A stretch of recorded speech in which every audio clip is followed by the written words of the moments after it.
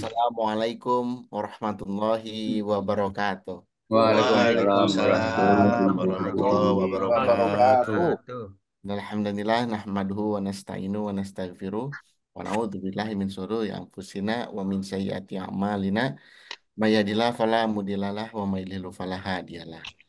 Asyhadu an la ilaha illallah wa asyhadu anna Muhammadan abduhu wa rasuluh la nabiyya ba'da. Ibu Bapak, seluruh partisipan Golden Habit Forum yang dirahmati oleh Allah, Alhamdulillah pada pagi hari ini kita sudah memasuki Golden Habit Forum yang episode yang ke-164. Dan Alhamdulillah bersama kita sudah hadir juga Ustadz kita, guru kita, Ustadz Agus Sukaca yang insya Allah topik pada pagi hari ini masih berkaitan juga dengan ada hubungannya dengan topik minggu lalu ini, kaitannya dengan memperhatikan makan dan minum. Baik Ibu Bapak sekalian, sebelum kita mulai, mari sama-sama kita buka Golden Habit Forum pada pagi hari ini dengan melafazkan basmalah bersama-sama. Bismillahirrahmanirrahim. Bismillahirrahmanirrahim. Baik. Selanjutnya, waktu dan tempat kami persilakan kepada Ustaz Agus. Assalamualaikum warahmatullahi wabarakatuh. Waalaikumsalam Waalaikumsalam Waalaikumsalam warahmatullahi warahmatullahi wabarakatuh. wabarakatuh. Alhamdulillahi Rabbil Alamin. Wassalatu wassalamu ala ashrafil anbiya'i wal mursalin.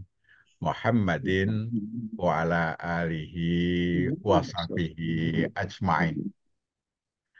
Amma ba'd, Bapak Ibu, saudara-saudara sekalian, segenap partisipan Golden Habit Forum, rahimakumullah.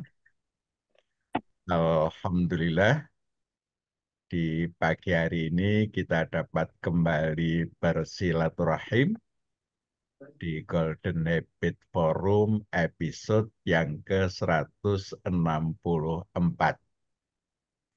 Tadi sejak jam 6 ya, waktu Indonesia Tengah atau jam 5 waktu Indonesia Barat kita sudah berdiskusi.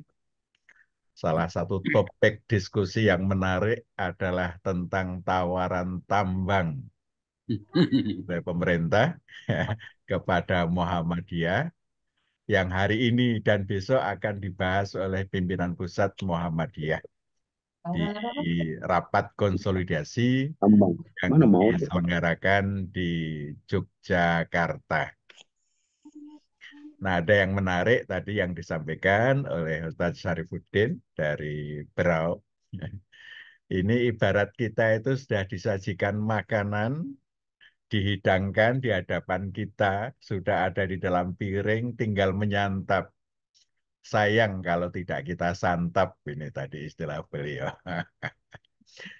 Tapi komentar saya, ya kalau makanan itu bikin sehat, kita santap. Tapi kalau bikin mules, ya jangan kita santap. Nah, nampaknya masalah tambang ini mudah-mudahan para pimpinan dapat secara bijak ya, membuat kebijakan sehingga Muhammadiyah tetap teguh berada di dalam gerakan Islam, dakwah amar ma'ruf nahi mungkar. Saya kira ini yang perlu dipertahankan sebagai bagian dari jati diri Muhammadiyah. Nah, topik kita kali ini masih terkait dengan masalah makan, tetapi bukan makanan yang tambang ya, tapi makanan yang betul-betul kita konsumsi setiap hari. Kita melanjutkan dari topik kajian kita Sabtu yang lalu tentang menata makanan.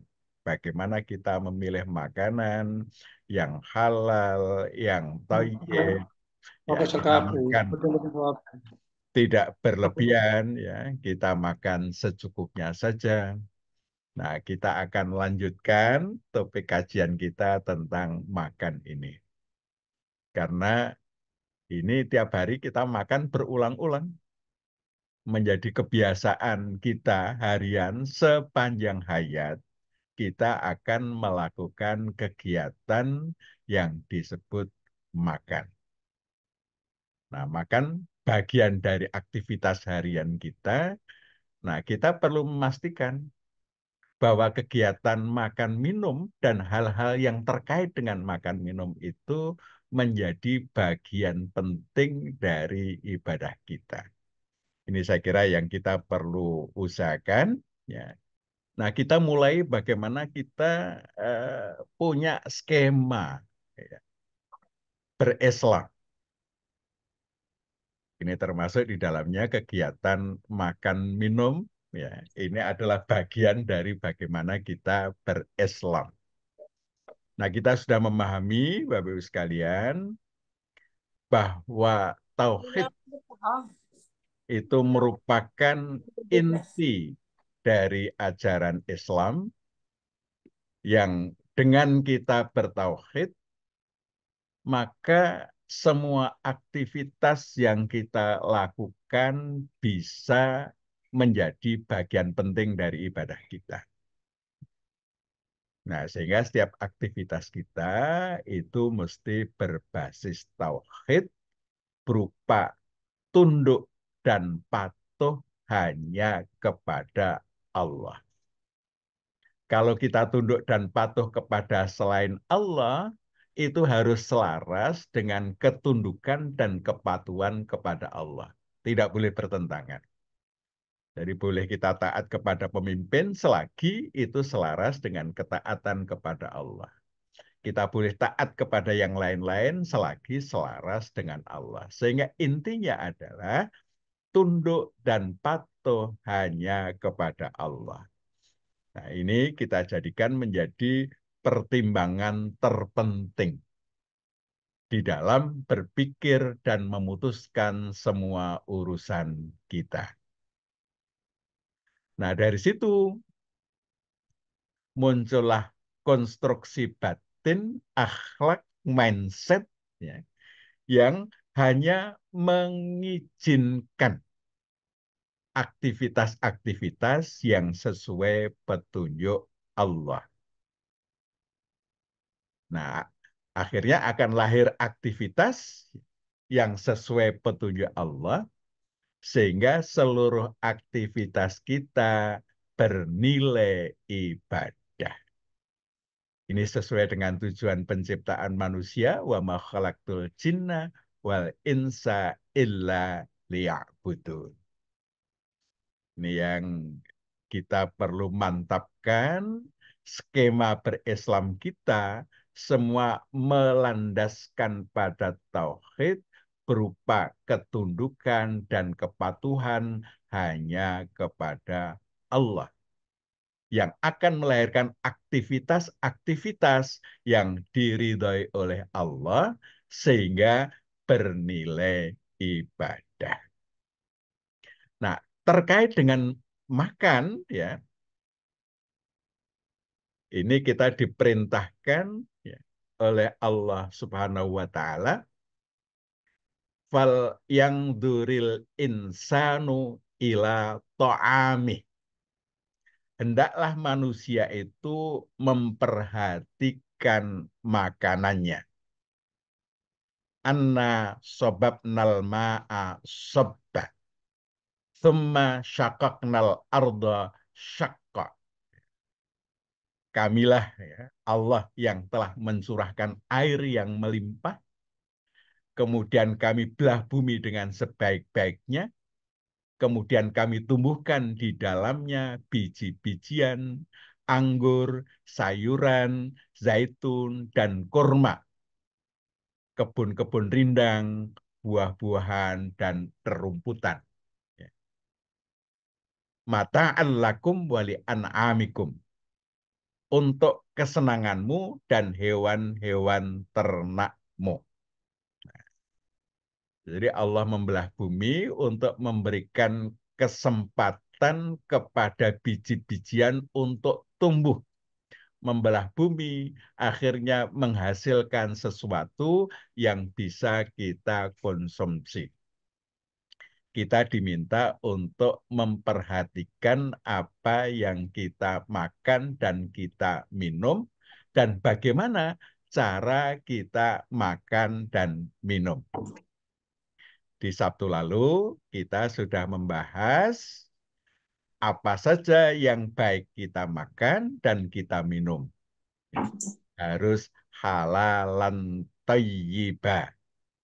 Halal lagi thayyib. Kita sudah bahas ya, dan secukupnya saja, tidak boleh berlebihan.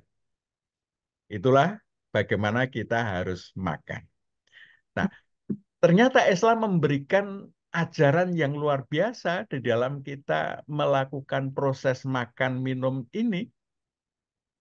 Antara lain, kita diminta untuk sering-sering atau melakukan makan bersama. Nah, kalau kita bicara di dalam keluarga, nah membiasakan makan di keluarga itu juga makan bersama. Ini ada hadis yang menarik dari Wahsy bin Harb, dari ayahnya, dari kakeknya, bahwa para sahabat Nabi SAW berkata, "Ya Rasulullah, inna na'kulu wala nashba." Qal, "Fala'allakum taftariqun." Qalu na'am. Qal, "Fastami'u ala ta'amikum. Wadhkurusmallah alaihi yubarak lakum fihi." Ya. Para sahabat bertanya, "Wahai Rasulullah, sesungguhnya kami makan dan tidak merasa kenyang." Beliau bersabda, "Kemungkinan kalian makan sendiri-sendiri." Mereka menjawab, "Ya." Beliau bersabda, "Hendaklah kalian makan secara bersama-sama. Dan sebutlah nama Allah, maka kalian akan diberikan berkah padanya." Jadi makan bersama, menyebut nama Allah, itu akan memberikan berkah. Makanan yang kita makan itu akan berkah. Nah, sehingga ini mestinya menjadi bagian dari habit keluarga kita, membiasakan makan itu bersama-sama. Nah, sekarang di antara waktu-waktu berkumpul keluarga, yang bisa bersama kapan? Biasanya paling mungkin itu sarapan pagi, belum pada pergi. Ya. Nah, siang ini biasanya pada di tempat kerja. Ya, mungkin makan siang itu agak susah bersama keluarga. Nah, mungkin di tempat kerja bersama dengan rekan sekerja. Nanti makan sore atau makan malam sudah ngumpul lagi, itu bisa menjadi kesempatan untuk makan bersama.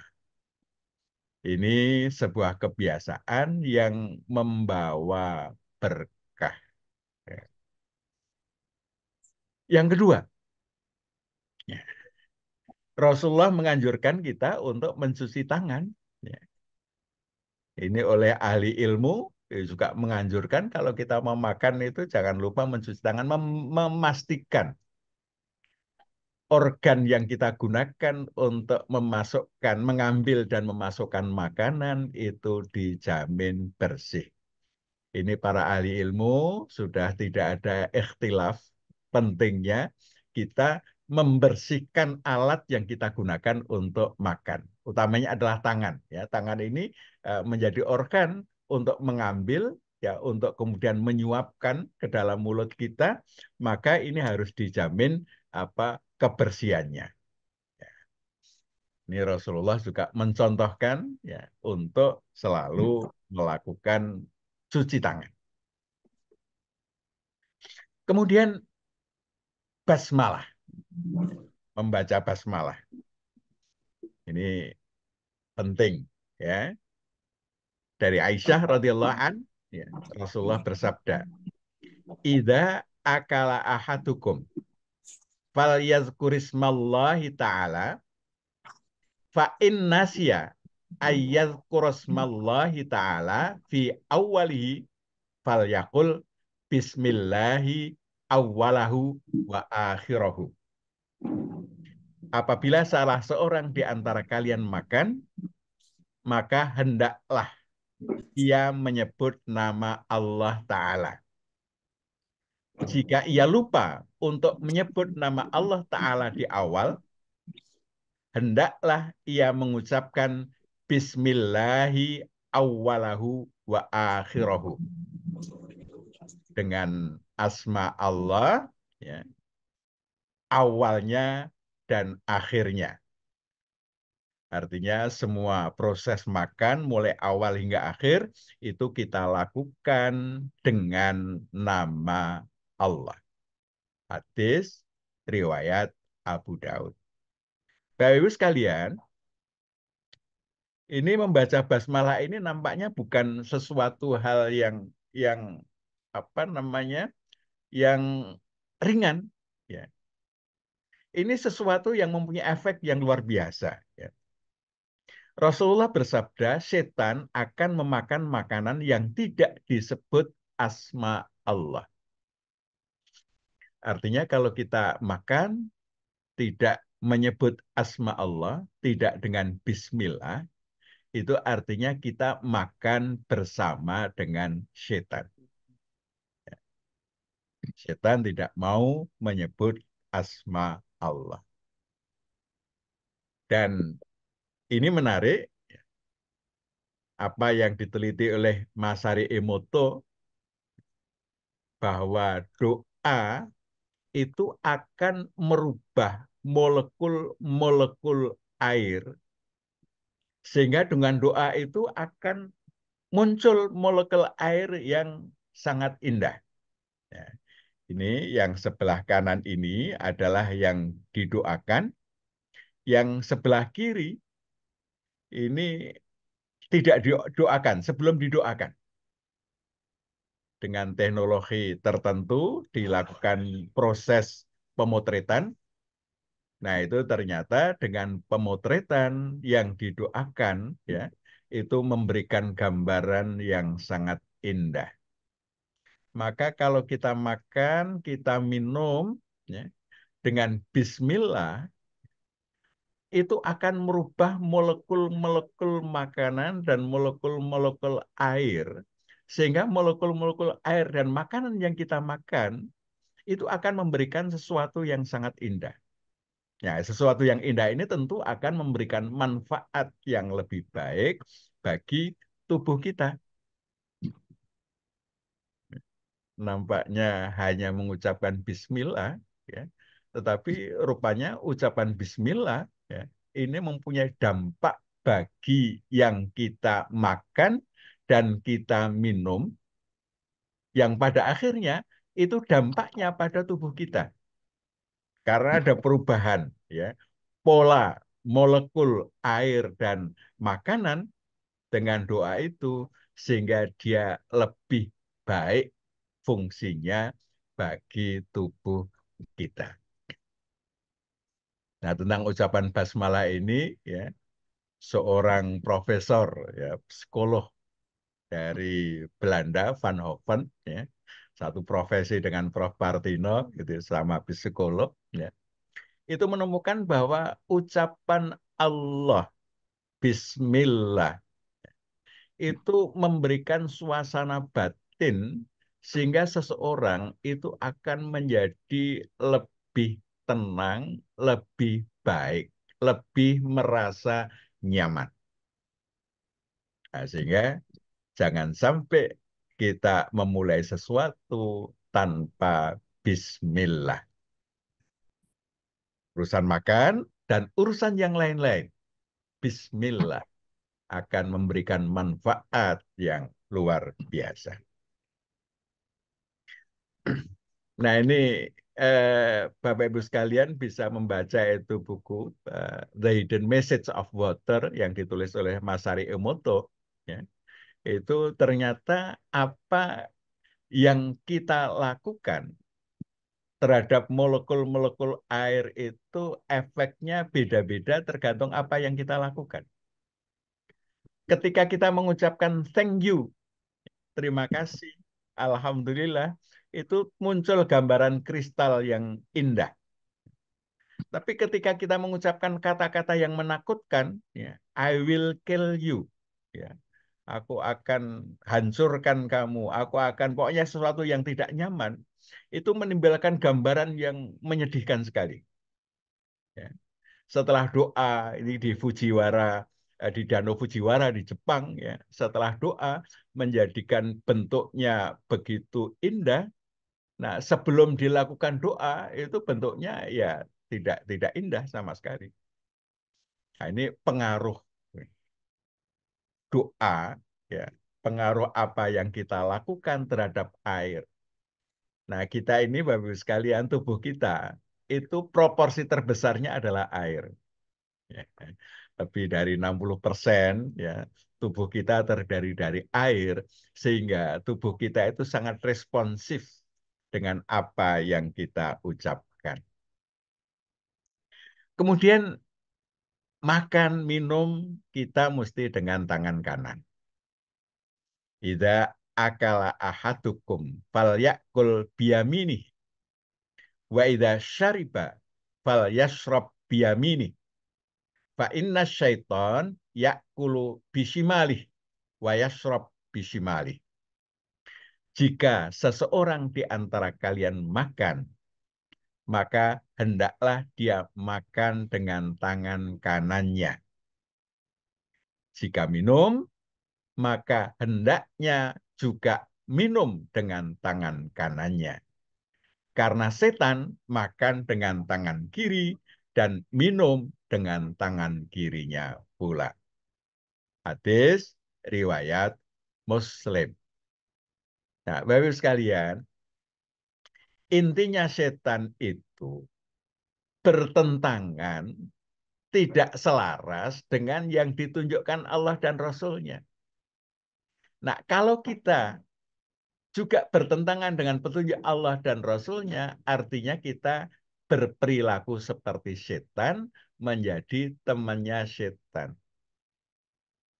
Allah dan Rasul-Nya menuntunkan kita makan pakai tangan kanan. Kok kita memilih pakai tangan kiri? Artinya kita menyelisihi perintah Allah dan Rasul-Nya. Itu adalah perilaku setan. Sehingga kita mesti menghindarkan diri dari perilaku setan.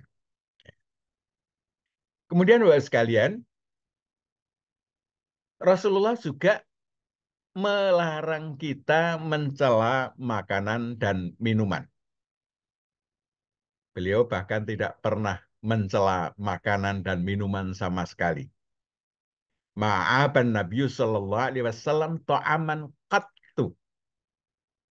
Inistahahu akalahu wa in karihahu tarokahu. Tidaklah Nabi Muhammad sallallahu alaihi wasallam mencela suatu makanan sekalipun apabila beliau menyukainya, beliau memakannya, dan bila tidak menyukainya, beliau meninggalkannya. Jadi sama sekali tidak mencela. Karena ternyata ya, ini masih yang meneliti orang Jepang ya, Masaru Emoto meneliti makanan. Makanan yang dicela itu ternyata lebih cepat basi dibandingkan makanan yang dipuji. Kalau makanan dipuji itu masa basinya lebih lambat, yang dicela itu lebih cepat basi. Ini penelitian dari Mas Rimoto, orang Jepang. Nah, ternyata makanan pun merespon apa yang kita lakukan. Ketika kita makan, kita tidak suka dengan makanan itu, kita cela, wah pokoknya kita kata-katain nggak enak dan lain sebagainya. Ini respon makanan sudah negatif, maka dengan respon negatif makanan itu, kalau kita konsumsi juga, maka efeknya tidak sebaik kalau kita tidak celah. Jadi dia punya efek yang berbeda. Inilah antara lain dari berkah adab, ya. Kita makan dan minum sehingga dengan mengikuti adab Nabi, maka itu dijamin kemanfaatannya akan lebih baik.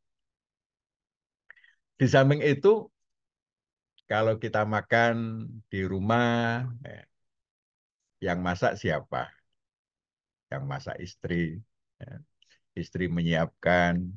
Maka kalau kita mencela makanan, itu yang merespon bukan hanya makanannya menjadi cepat basi, tapi yang menyiapkan juga akan merasakan.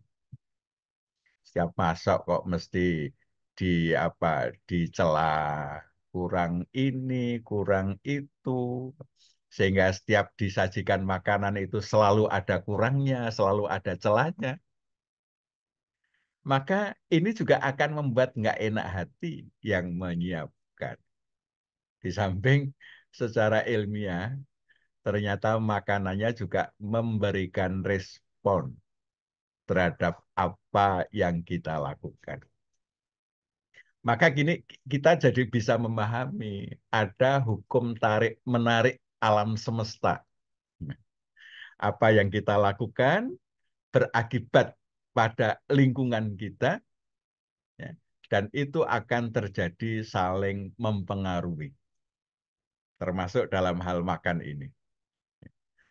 Kata Rasulullah, ya, tidak mau mencela makanan karena ternyata punya efek yang buruk makanan yang dicela itu. Kemudian kita juga tidak boleh tabdzir, menyisakan makanan. Maka kalau bisa, ya, kita makan itu kita mengambil secukupnya untuk kemudian kita habiskan yang kita makan.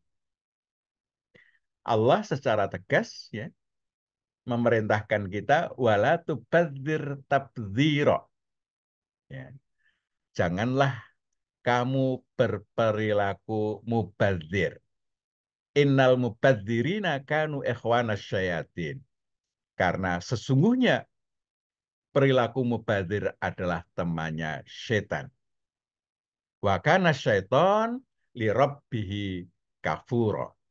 Dan setan itu sangat ingkar kepada Tuhannya. Ini jelas ini. Allah memerintahkan kita tidak tabdzir.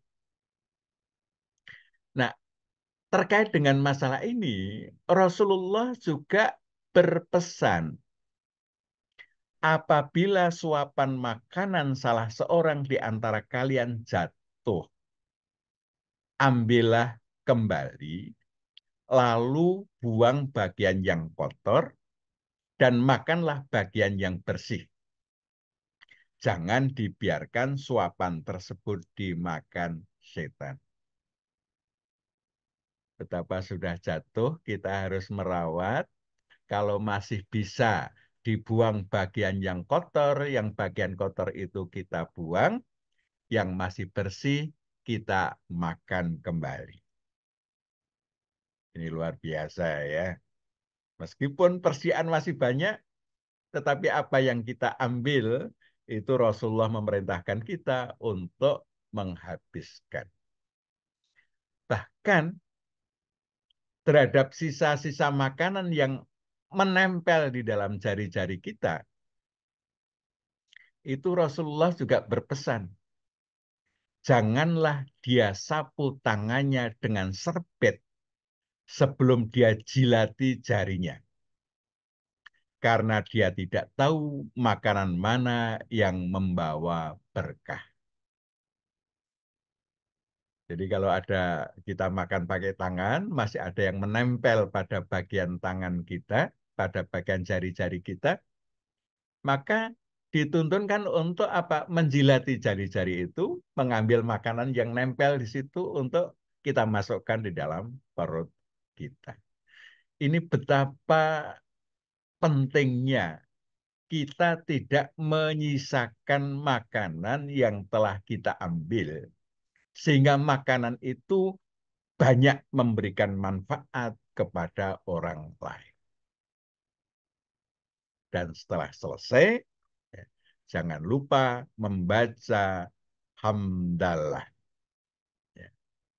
Innallaha la yardo anil abdi ayyakulal akalata payah madahu alaiha au yashrabas syarbata payah madahu alaiha. Sesungguhnya Allah sangat suka kepada hambanya yang mengucapkan tahmid sesudah makan dan minum. Ini tanda kesyukuran kepada Allah, dan bagi orang yang bersyukur, maka Allah akan memberikan balasan. Ya. Kalau kita bersyukur, Allah akan menambah-nambah nikmat. Nah, ini kembali saya sajikan ini apa yang dipotret oleh Mas Ari Emoto dengan berterima kasih. Ini menimbulkan gambaran yang sangat indah. Jadi Bapak Ibu sekalian, ya, sekali lagi mengingatkan kita perlu memperhatikan makan minum sebagai bagian ketundukan kita kepada Allah.